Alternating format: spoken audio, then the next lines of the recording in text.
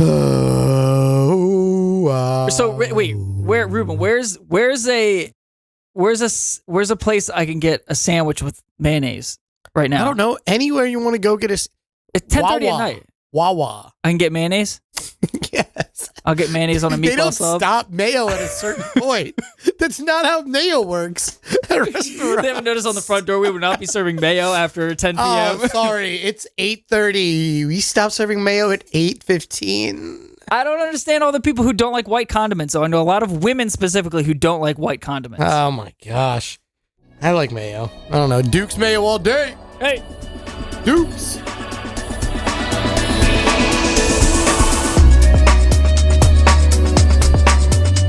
Wow. Welcome everybody to the Guys Who Cry podcast. Wow. We are back. Wow. What a squeaky chair. Sorry. Sister Shannon's back with us. She's it's been back. over a year, I think. Very last minute. Sorry, sister Shannon. Shister. How are you, Shannon? No, I kind of, Ruben called me about an hour ago and was like, would you want to be on the podcast? And I'm like, I think I can do that. But in my head, I'm like, what else were they going to do? To be fair, we have been talking about you coming back on for a while. Yeah, it's been a long time coming. I think I thought I'd get a little bit more of a lead, but you know what? Me too. This is good. We fly on the seat of our pants here for sure. Sometimes it's the best way to do it. Definitely. If we wear pants. Can we give a little recap about what you talked about last time? Because it was a pretty well-recognized episode. Yeah, it was. I mean, it's probably one of our like top 5 listened to episodes. Definitely. If you guys haven't, that was season 2, all the way back in season 2, where we didn't have any of this stuff. No video, not good audio. No Greg. Greg was not our third musketeer yet. Yes. We were just... Yes. Who are we? We were nobody. We're still nobody. We were... I thought it was really fancy because we were on Anchor, and like I hear all the Anchor ads. I was like, "Oh, this is on Anchor. That's cool." Like Anchor is cool. We still upload to Anchor. We still upload to Anchor. But so Shannon talked a lot about, she combined these two topics of sex and religion. Yes. And expressing your sexuality while you are still practicing your faith, which is something that is very difficult for, I think, a lot of people to do if they're sort of trying to accept the mainstream doctrine of their religion. So that's still a passion of yours that you're going strong with, Shannon, right? Yeah, I'm on day 2 of a launch. Listen, it has taken me like a full year to be like, I need to know how to sell things. Friends, listen, like when you're starting a business, like selling is a whole skill set. And I am in the middle of finally doing that. And thank you for everyone's patience. It's going to be good. So you're selling like a course, a book, Yeah, it's the program that I talked about back in August. Like I've had this program set for over a year. I've run it with a beta client. Like I've been very confident about it. What the last probably 10 months have looked like is just like figuring out the Instagram marketing and like building community there, basically understanding social media. Can you give us a synopsis of the product? Like, is it like a training? What's the topic?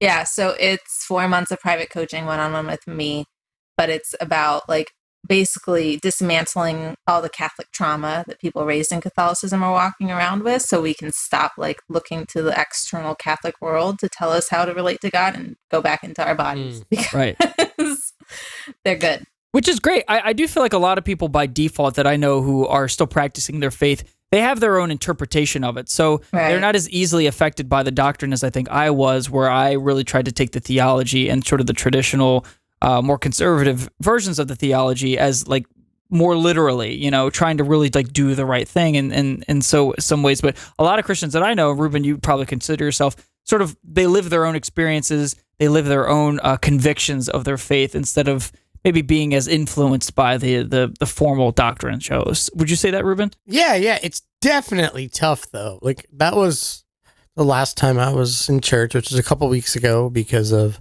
work. He brought up, like, sexual immorality and, like, having sex before marriage and stuff. And, like, was like, it was, like, a very, like, oh, man. Yeah.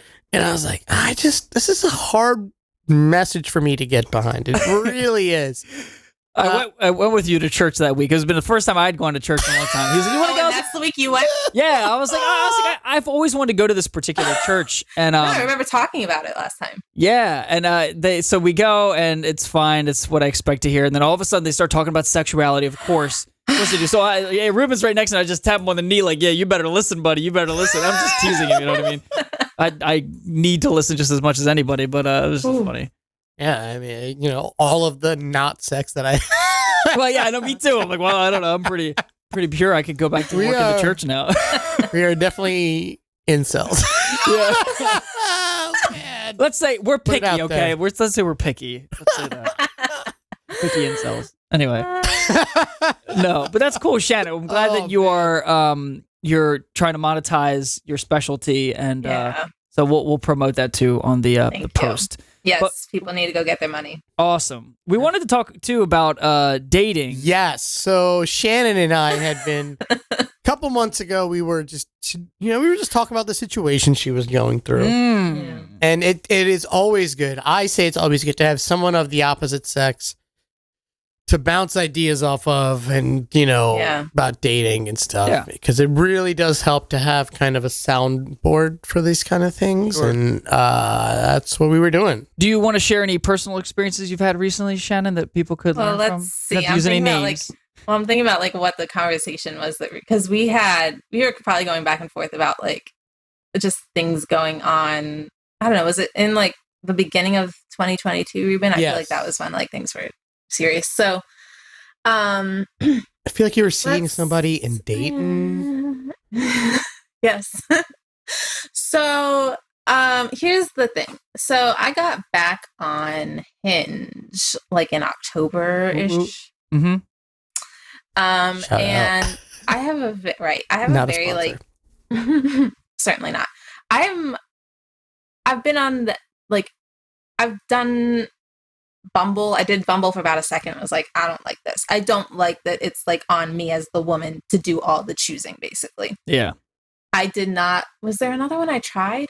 There might have. Tinder? I don't know. Anyway, OkCupid? I never was on Tinder. Okay. So I think Hinge has been my space. So I got back on it in like October because I'm like, why shouldn't I be meeting people right now? We're sort of coming out of pandemic a little bit. Like I'm going to open myself up to this possibility. So I met somebody who was lovely, like a very lovely human. It was just, you like kind of attract the people who reflect back to you what you need to like learn about yourself in that moment. And that was very much this particular situation. So, not to, share many details about him because, he's got his own things going on, but it wasn't, we were like a couple months in and I'm like, I would just like to have a conversation about what we're doing. Yeah. It's like a status conversation. I'm like, what you doing? Like, how you feeling? Right. Like, I think it's a pretty standard conversation. Yeah. He was not interested in it. Wow. And I was like, sir, I mean, that's fine. But, this is growth, right? Because Shannon from a few years ago, like we put so much pressure on these things to like all line up and be like this perfect. And I was like, no, we're just in different places. Yeah. We're just in different places. So I will say though, at the time, like he and I were both working on like business building for ourselves. So like there were pieces of like our conversations and things we were both doing that resonated with me. And so like that kind of fizzled or whatever. And I'm sitting in my room like, okay, so what was that for? Like, why, what was that? And it's like, oh no, I really just need to like settle into my business to like set my foundation for the moment, Well, that's what that was. Yeah, that's very interesting. It's when, especially if you haven't done it before and you get into online dating, especially, or get back into dating after doing it for a while. Yeah. If you have one setback, you kind of think, oh, well, that's it. And it's like, well, that's one of many. It's the swamp you have to walk through to get to the other side of. You're going through multiple rejections to get to maybe what you want, and that's fine to take a step back. And like it's the rejections part of it. Like, and then I talked to another guy for about a month, and it was just like, the rejection. If they're rejections, rejection sounds like a hard word. It's just like we're just not like just compatible. Sure, but that's cool. It's no problem. That made you want to take a step back, sort of, just focus on your business, or because at that point in my business, like Instagram went wild towards the beginning of this year because there were so many new updates. Like there were just so many things happening for me personally in my own, like in the things that I needed to be taken care of that I was like, I'm going to step back from this for a moment. And so we just kind of been, and now I'm launching. So That's awesome. We'll see where I am in 6 months, but it's a cute trajectory right now. I've noticed that a lot with online dating. I think more people who are really looking for something would probably be more successful if everyone else was consistently using it. And the problem is, like, people come in and they come out, and that's fine. That's totally fine. You know, I'm the one loser who's just like waiting there. I'm just waiting, not kind of to pounce, but I'm waiting for people to come in when they're ready and be like, okay, I'm going to talk to you. Like, come on, I'll grab you. And that's what happened to my last girlfriends is like, I'm waiting for someone. They come in. I don't think you're doing that. I think you're just ready to date. No, that sounds like manipulative or something. That's I'm okay to wait through like the rejections and keep my presence online. And then when someone comes in, they're just kind of coming in and be like, oh, what's going on here? I will send the nice message, talk, and outreach. And then like that's how I got my last girlfriend. She's totally off online dating. Like she got off really quickly, like once she was talking to me. So yeah, you're just ready to commit and settle down.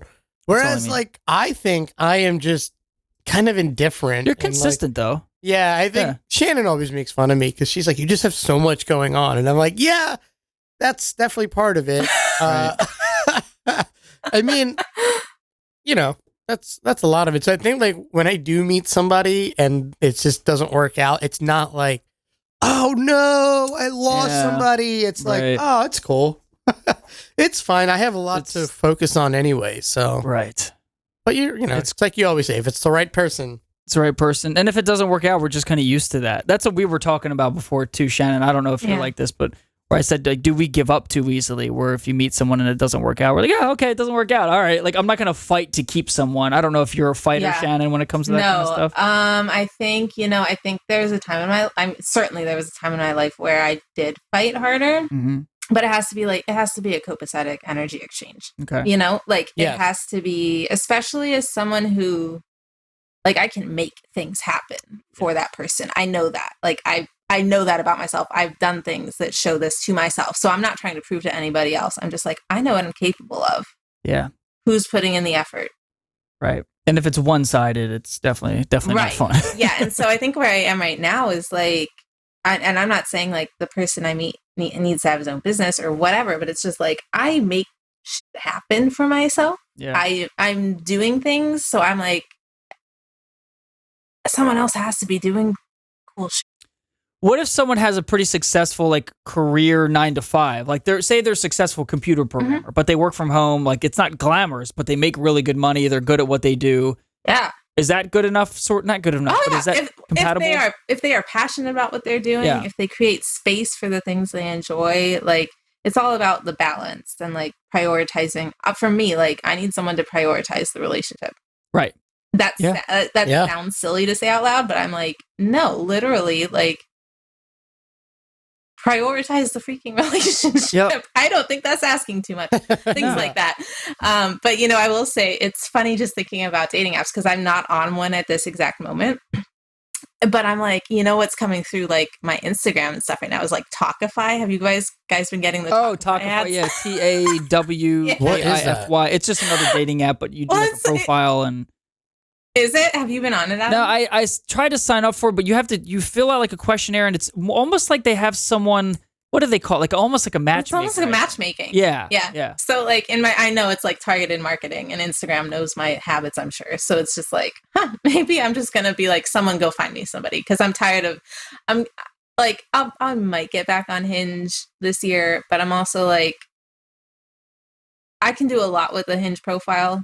Yeah. I had, there was one guy who messaged me shortly before I got off, and he was like, your profile is one of the best ones I've seen. I was like, I know. Yeah. And thank you. Girl. And thank you. But like, as someone who like, I studied copy and like marketing for 6 months. Like I know how to make this look good. It's not that it's disingenuous. I just know how to present myself really well. Right. And so like, I need that level of energy, That's a good skill in I didn't want to cut you off. That's a good skill in business, and even the podcast and stuff is being able to see from your viewer's perspective. So being able to see from your audience's perspective, whoever's looking at your Hinge profile, like putting yourself in their shoes and being like, what would they like to listen to? What would they like to see? What would they want to hear? And that's what I'm always thinking about, even with like the mic placement and like, are we talking into a mic? Or are we not? Yeah. Like, I'm thinking of the viewer. What are you gonna say? No, I was going to say, speaking of matchmaker, I am like heavily considering signing up for this Netflix show called Indian Matchmaker. Oh, that would be awesome. Be hilarious. Because here's the thing. At the very least, it is, like we've been talking about, marketing. And if I get myself in front of all those people, who knows, I might have a little blue check by my name on Instagram. You know what I mean? Just use that. But I have thought about it because, it's like, what else do I have to really lose? I mean, right. Yeah. Yep. That's the show, I think.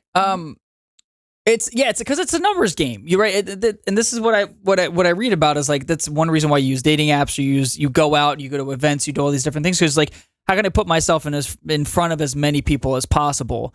And, have a lot of failures until you get the right one, Actually, I saw there's a 20s, 30s social Facebook group I'm a part of, and people will say, hey, I'm new to Philly, like, I want to make friends, blah, blah, blah, blah, blah. And sometimes people definitely market themselves like, oh, I'm single, I'm 25, I'm looking for this or that. And it's like, you're putting yourself in front of, I don't know, at least 1,000 people who probably view that page every day.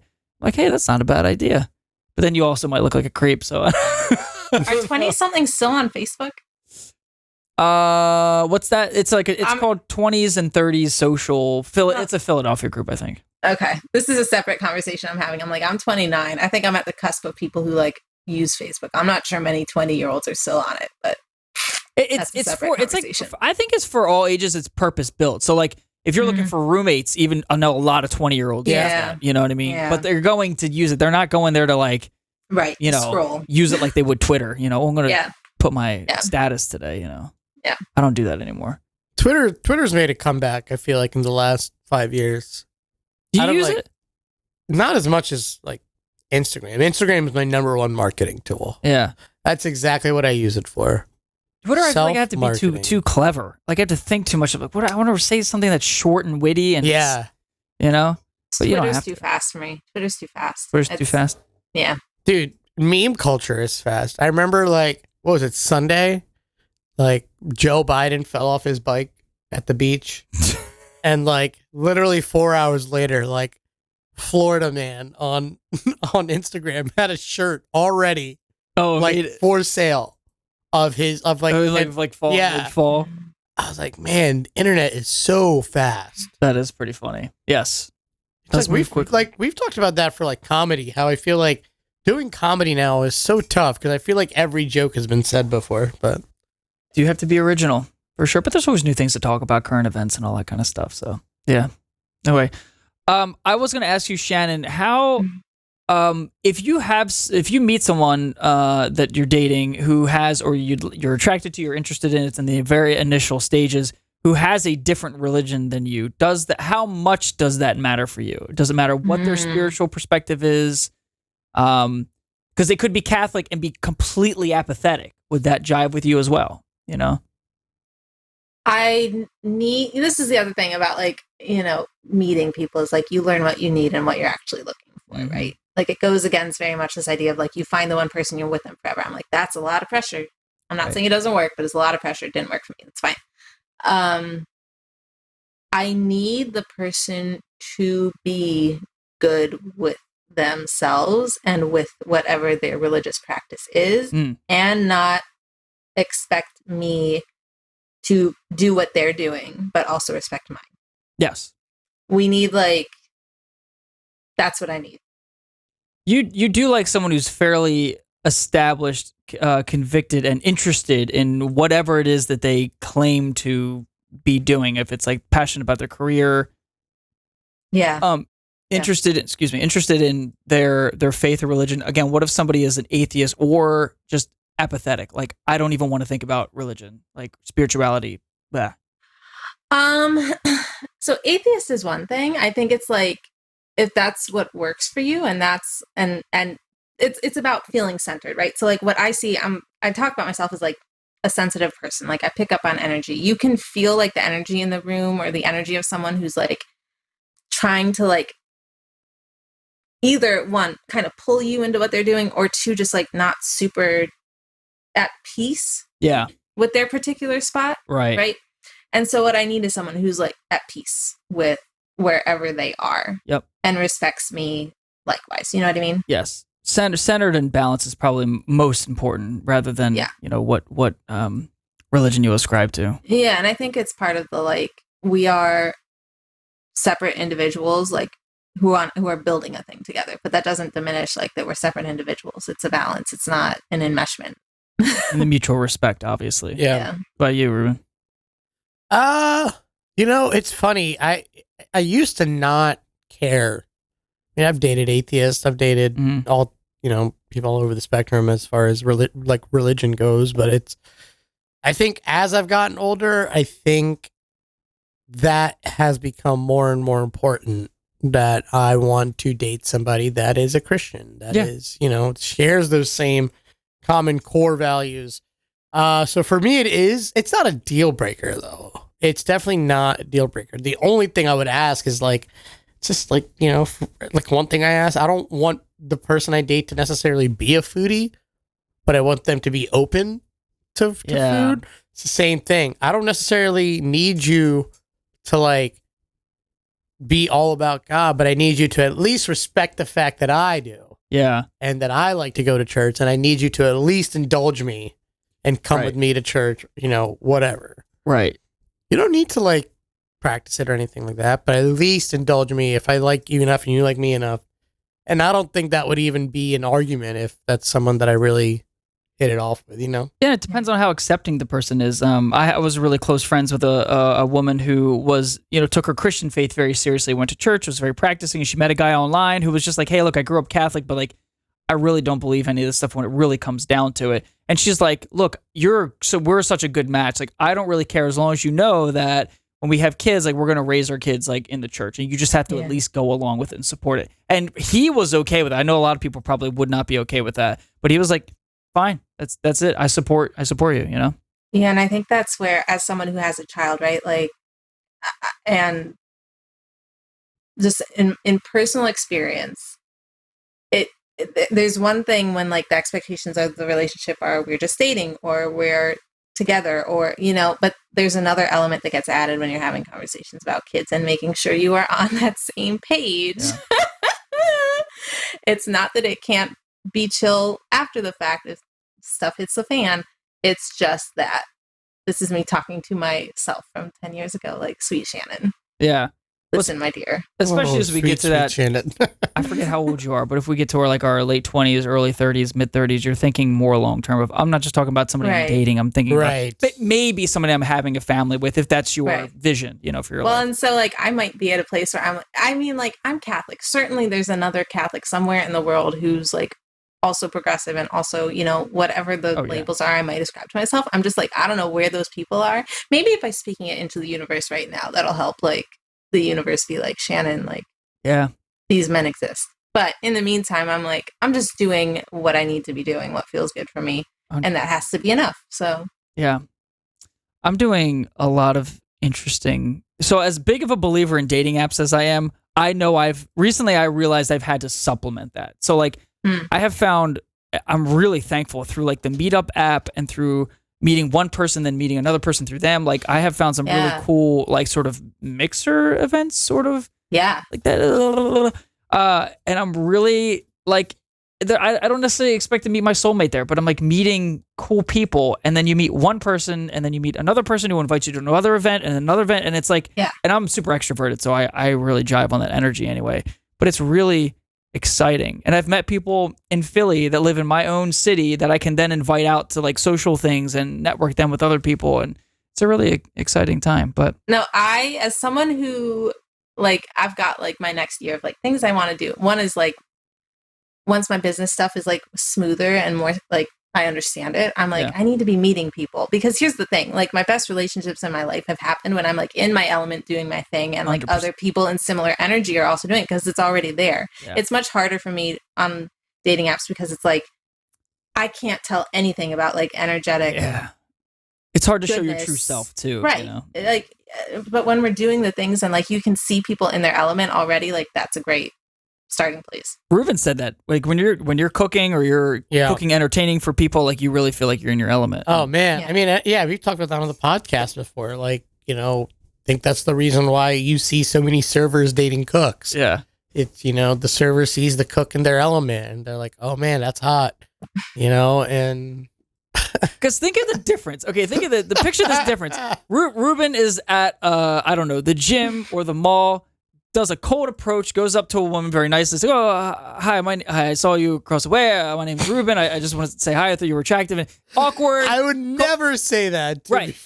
Whatever it is. Oh, doesn't hello. matter, I think doesn't matter what you say. You're clearly going to be nervous. Sure. Be a little bit awkward. Sure. You're right. She's, she might be like, what? Get away from me, right? But if she happens to come into your restaurant, or she gets a personal reference of like, oh, he was on Chopped and he's going to be at this restaurant. She comes in, you're in your element, you're doing your thing. You're out and about, and then you go, and maybe then you go up to her as a guest. You're like, hey, welcome to the restaurant, blah, blah, blah, blah, blah, whatever. She sees a totally different 100%. version of you. You know what I mean? It's amazing how attractive or unattractive you can be just given a different scenario. And you're the same person. I told you that's come back to haunt me though. Like, oh, what? When I dated this one server, and that's a coworker too. So but like, some food sitting in the window. This is a common chef thing. Like, when we put the food up, we need that food to go. Like, it needs to go. It's hot. It's fresh. So I remember I put the food up. I rang the bell, turned around, started cooking some other things. I turned around and it's still in there. And then this girl I was seeing walks in, and then she just like looks at it, and I was like, "Are you just gonna look at it, or are you gonna take it out?" You were like a little too comfortable, right? Yeah. And she like looked at me, took the plate, and then left. And like the sous chef was like, "Oh, buddy." I was like, "I know, I'm gonna pay for that later." And I did. Did you find her attractive too? And I'm just curious. Oh yeah, you guys had a thing? Oh yeah, okay. yeah. You definitely would hear it later. I got it. yeah. Oh yeah, we definitely talked about it later that night. Have you seen that, Shannon, in your own life where you've been working in your element in some way, in some sort of public setting, or where people see you and notice you, and you feel like you get a different response from people, where people look up to you more or find you more attractive or some way? Have you noticed that? So my scene at this exact moment is I take Maya to day camp, right? And then there's a cafe like 2 miles up the road. That's where I go. It's great. This past Friday, maybe a week and a half ago, I'm like, I don't know, people are working at their computers, like it's a cafe vibe. It's a very like friendly, I love being in cafes doing work, right? I'm like halfway between, I packed up all my stuff. I needed to run to the bathroom. I had like a call to get on in like 15 minutes, and this guy corners me outside the bathroom. And listen, like, I will say, I'm up for someone like cold walking up to me. Like, if you feel confident about it, like, please do. Please know that's an option. That said, I was just like, this man doesn't understand that I'm like in the middle of my work day and I'm trying to get out. So like, this is not the cute like little meetup that I think he thinks it needs to be. Right. Yeah, you really have to be sensitive about time, place, the moment. The person's in the middle of something. That's why my friends are debating about whether or not it's okay to approach a girl who's like, resting in her workout at the gym. It's like, oh man, that's not the right time or place. Like the way it was set up was like there were 2 single stall bathrooms. So like I just kind of like I didn't actually say like bye, have a nice day. I was just like, the bathroom's open. I got to go in. Yeah. I got to go. And then he must have been in the other one. And then I got out, walked to my car, and then he followed me out the door and was like, "Oh, hey." I was like, "Sorry, sir. I got a thing. Yeah. Have a good day." So like, I can take that, and I can like, I'm not going to be like mean about it. I'm just like, I got things to do. And you got thick skin too. Like some people again would feel very threatened or a little bit unsafe, but you're cool. You knew he didn't mean any harm. It just was like not the right time. Right. And in my element, I'm like, I want someone who's assertive. Like I respect that in a certain context. It's just like, it just wasn't the moment for not it. the right time. You know what I struggle with that though is like the line of being like overly cautious and also assertive. So like if I went up to a girl and cold called her and be like, "Hi, so I don't mean to be like."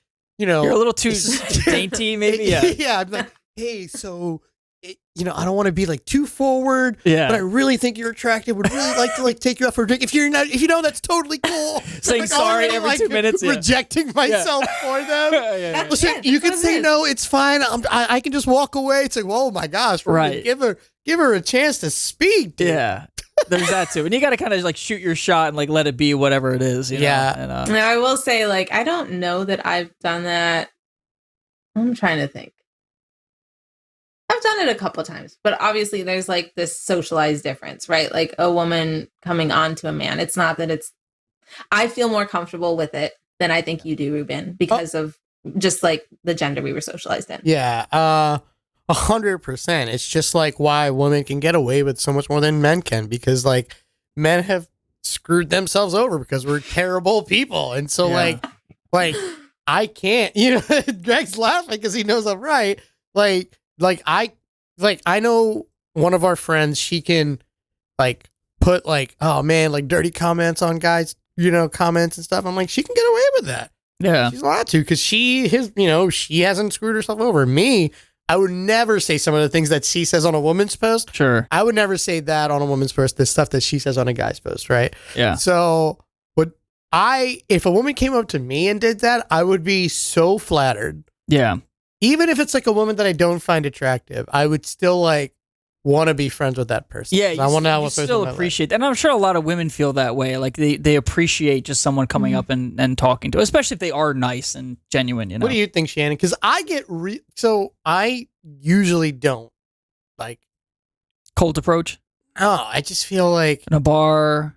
It has to be natural. It's not going to be like, I think you're very attractive. Like, come out with me. Like, for me, it has to be something like very natural. So if I'm at the bar by myself and the girl next to me is talking about something, she's talking about, I don't know, Peaky Blinders. And I can be like, oh, Peaky Blinders is that show on Netflix, right? Yeah. Like, yeah. I'm like, oh, yeah, I haven't seen that. Like, have you seen this show? And it's, right. I'm better that way than like approaching a woman and just telling her that I think she's pretty. For me, it just like I just can't get away with that. I don't think I can. Having a common subject helps. Yeah, I can't. Yeah, I'm trying. I can't. I've never done that, and I don't think I ever will. Actually, I did that once, but like I don't think I could ever do that, especially not now. I don't think. I mean, it's also like it's so dependent on like the energies of the two people or the people who are talking, right? Like it's not. I don't know. I remember one very specific moment. I was at brunch at a restaurant with a couple friends. This one dude had this amazing suit jacket on. Like it just looked great. And I went up to him and was like, that's amazing on you. It wasn't like a flirting thing. It was just like, this is just an objective fact. And I think like that's part of the energy, right? But then there's also like, I don't know how to describe it. There's just this more subtle, like, give and take that's, we can't, I absolutely understand, like, in this world of, like, consent and we need things, like, spoken out loud, but there's also a level of communication that's not spoken. Yes. And there's so much, like, cool, like, loveliness in that world. And that's the world where, like, that I like operating in. Because there's more to it than just like, did we check all the boxes, It's definitely empathy, like putting yourself in someone else's shoes in that moment, in that space, and thinking, am I too close to them personally? Like, am I overstaying my welcome or whatever? And that's why I've really enjoyed this personal networking I've done where I've gotten invited to events where there's a context for like, everyone's at this event for the same thing. So there's a little bit of a context for going up to someone and talking. So for instance, last Friday, it was through a meetup group I found. There's a museum in Philadelphia that does this thing called Young Friends, and it's outside of a museum where they have these events. They have a DJ, they have places you can buy drinks. It's outside in the courtyard, and people who are members of the museum. So they come like every Friday and just hang out. And it's like 100 people outside in the courtyard, and it's very easy. Like, hey, we're all kind of here for the same thing. So like, I never go up to girls in the bars. I went up and talked to like everybody because it felt very comfortable. Like it's like we're all here for the same thing. I complimented one girl on her shoes, talked to her about that for a little bit. Other people were playing chess outside. Like I had this big chess board, and so it's real easy to just sort of start conversations that everyone was totally open for. Because like, why else are they there? And some people are there just with their friends, but they also want to meet people too. So that's why I love finding events where everyone sort of comes for one common sort of cause, and there's a context. There's already sort of a pre-consent to like interacting with people. When you're at a bar or restaurant, you might be like, yo, I'm just with my friends. Like, please leave me alone, I mean, that makes total sense. You remember the one time we went out and we were talking to these two girls. They were actually married. And I think we were just like, hey, we're going to go to this place next door. You guys can come. And they ended up coming over. At the bar. We met them at the bar. Yeah. Right? And then they ended up coming over. They were cool. They were cool people. And like the one girl I still kind of like chat with every now and then. Like they clearly wanted to, they were in the mood to, talk to people, mingle. Friends. And just mingle. That's it. You just have to be sensitive, Well, and I think like so much of what I see is like people are just afraid. We're afraid. Like people are afraid of each other. And I'm an extrovert too. Like I do very well chatting. I see that. So I'm like, that's so cool. I trust myself enough to know that if I screw up, I can also apologize and like I trust myself enough to like take the chance. Yes. because it is good for me to like explore and test things out. 100%. And just being able to know when to call it quits and be like, all right, this person's not comfortable with the conversation. I'm just some people are just not good at taking the hit. Oh my gosh. I will say, I feel like the people that I've met, like dating wise, I feel like I have had pretty mature conversations with them as far as like, if it doesn't work out, it's like, hey, this really isn't working out. And they're like, yeah, I really don't feel it either. Or it's like, hey, I don't want to waste our time. So like this, it's good conversation like that I feel like I'm getting a little bit more, I have a little bit more faith in dating now than I did the last couple of years. Because you can just state how you're feeling. And I also, not working. I think people are also coming out of COVID. I think a lot of people are maybe dropping that whatever lockdown weight and feeling a little bit more confident, or like whatever, like just they're feeling more confident to go out in general. And so I do think that is a huge uptick. You're going to see a huge uptick in dating. I think a lot of people are going to start getting in. You know what? In like 2 years, I think there are going to be so many weddings. Just so many. That's like weddings all the time, everywhere. Yeah. It'd be like the new baby boomer generation coming out of the war and coming out of a pandemic, It's already started. Yeah, it's already started. Everybody's making babies. I'm just kidding. Well, I was going to go back real quick to share about working or living in your element, existing in your element, and how attractive that becomes. Because what's funny is, especially talking about religion, I was like a worship pastor for a while, and it was a great way to meet women. Now, that being said, I was always, went on some dates with people, met some people that way, and was always, very respectful. It wouldn't have caused any problems in the church. I wasn't like, I don't, whatever. But it was fun. I'm digging myself into a hole. But it was like it was funny because it's like it really was me like being in my elements. You're sort of performing in some way, and I met a couple different girls doing that, and it's like I'm trying to get back to that because I'm not really doing that now besides the podcast or whatever. So I'm like, how can I play at open mics? Like, how can I go and live and express myself like with the talents and gifts that I have? Because it does make you're more appealing. I guarantee you, Adam, if you started playing regularly, like once a week, oh my gosh, you would meet somebody in like the third week. A lot of drunk middle-aged men who go to open mics. I'd probably meet a lot of them. Not even open. I mean, and like I said, this is like really tough to do. Yeah, I know, right? All I'm saying, like, dude, I like one of my friends who performs in Trolley Square. Yeah. I mean, he cleans up pretty well. Oh yeah. Because, I mean, dude, I feel like drunk chicks really love hearing people sing. That's really what I'm going for. Drunk tricks. Drunk tricks. Drunk tricks. Drunk women. Yeah, Listen, no, I know what you mean. I'm just saying, I think you would find somebody very quickly if you played regularly. Well, see, and I'm sitting... Well, and I'm here, like, I feel very in my element in the work I do, but, like, the work I do is very, like, I'm in a lot of Facebook groups with, like, other women entrepreneurs, and that's really good for us. Like, I think it's really important for us, like, for people who call themselves women to, like, there's a lot of really good stuff. That said, I'm not talking in my work to a whole lot of men. Yeah, right. Or I'll get men on my page once in a while who have some stuff to say. I'm like, you're not. You're out of pocket. You want to talk to. But that's like, there's a piece for me that I'm like, okay, so like somewhere in this work, like there is men's work around this. Like there are men coaches and like people for coaching, like on masculinity, like handling these, like this very binary construct we were given of feminine and masculine, right? But like at this particular moment, I'm not very involved in that section. And it's just like, oh, no, but it's possible. So that's good.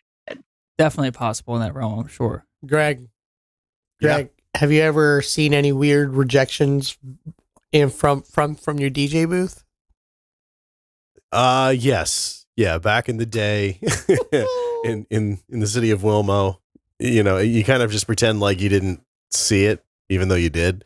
And usually people have had enough to drink that you're just like, all right, whatever. They didn't even notice that I noticed, and they think I'm up here paying attention to the music. But yes.